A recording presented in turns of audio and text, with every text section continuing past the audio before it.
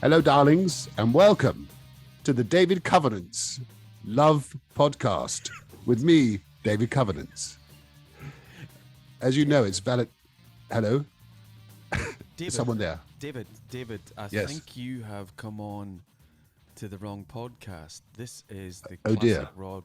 Yeah, this is the classic rock podcast for those about to pod. We salute you. Oh, how embarrassing. Okay, well, I shall drop off, darling. Goodbye. Thanks, David.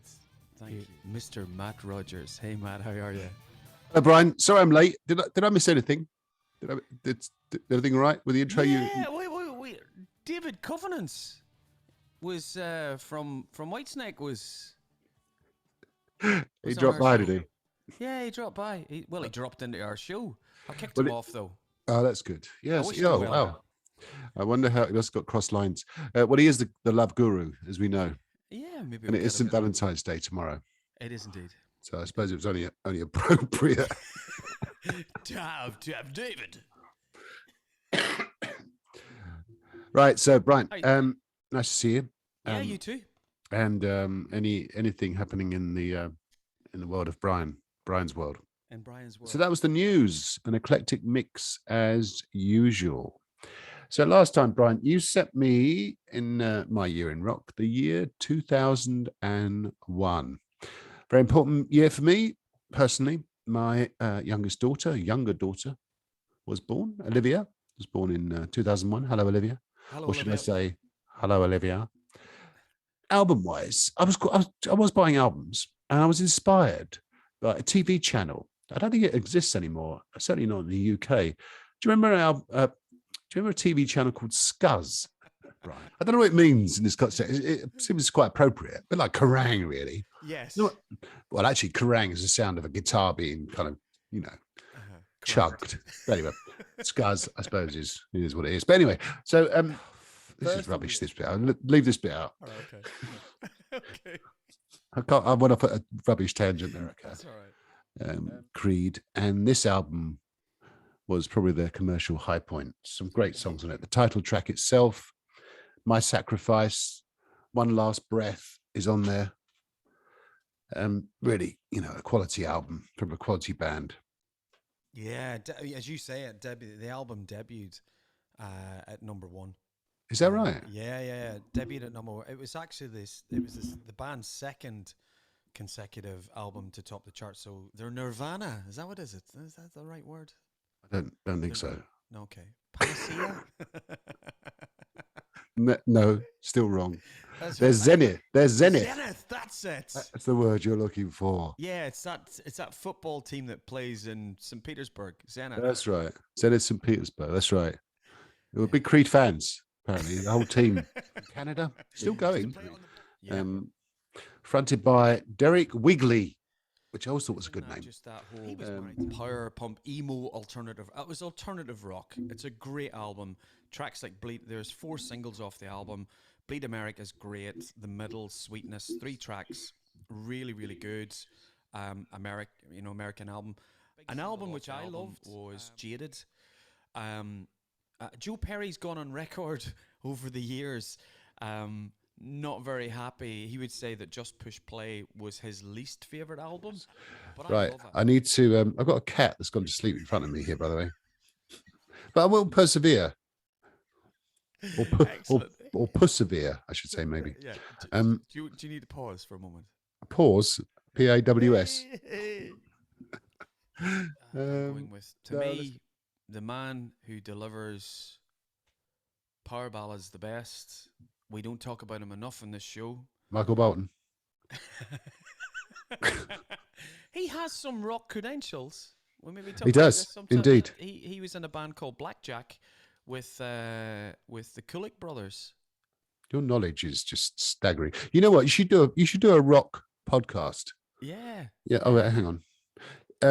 Sorry, who are you about to say? Sorry, I interrupted you. No, it's fine. Well, again, early 80s, REO Speedwagon were huge.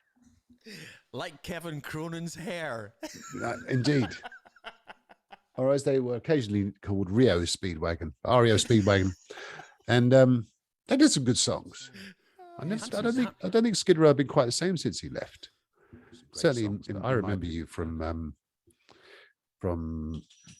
Skid Row. Absolutely top notch song.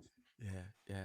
That sound effect in the back. The sound effect in the background was my dog, by the way, just shaking its tail feather or something like that. You can take that bit out. Exactly. Oh man.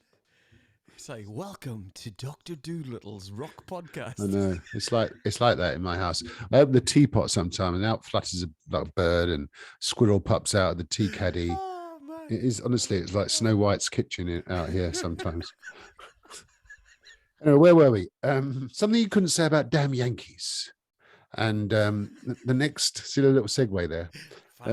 Seamless. Damn Yankees were what were they, Brian? What would you call damn Yankees?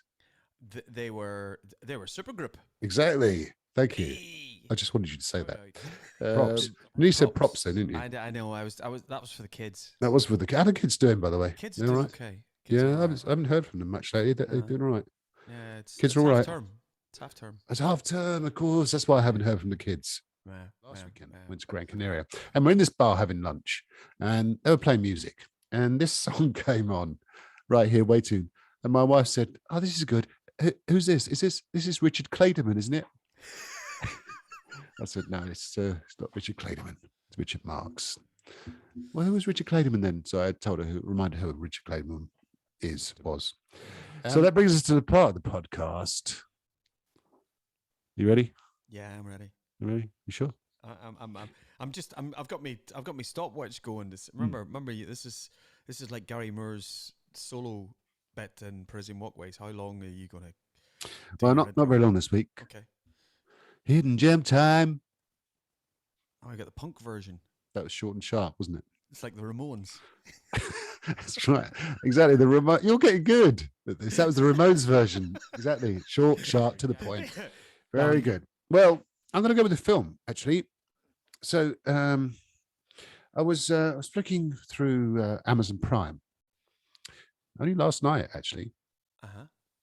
And I came across this little gem from 1999. So it's a film that's based on a book by Nick Hornby. Do you remember Nick Hornby? He was quite a prolific writer back in the day. Fever Pitch and About a Boy. But this is a film called High Fidelity. Mm-hmm. Now, High Fidelity is... Do you remember that film?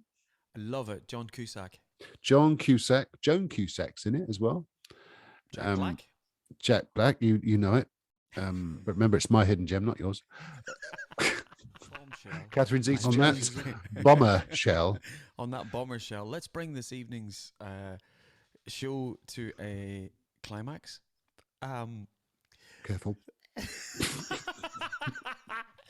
So, as usual, thank you everybody for listening to the show. Please subscribe. You will find us on all social media. We're on Facebook. We're on Twitter. Our hashtag is, what is it, Matt? It's not a hashtag. It's our Twitter name is @FTATpod. 26 episodes in, you still haven't got it, have you? Oh my God. Anyway, you'll find us there on Twitterland. Our good pal Kelvin moderates all our materials. You're gonna have to deal with this bit yourself. No. I'm keeping this in. It's keeping it in. We're keeping it in. Sound effects, dog toys in the background. Dog toys. Thanks for everyone for listening. Have a lovely St. Valentine's Day with your loved one. Take care. Be safe. See everybody. Cheers. Bye. Bye. See you next time. That's brilliant. Oh, what's good? Hang on a minute. I've got. For those about to pod, we salute you as a Rogers Maley. No, it isn't. For those about to pod, we salute. For those about to pod, we salute you. It's a Maley Rogers production. See you next time.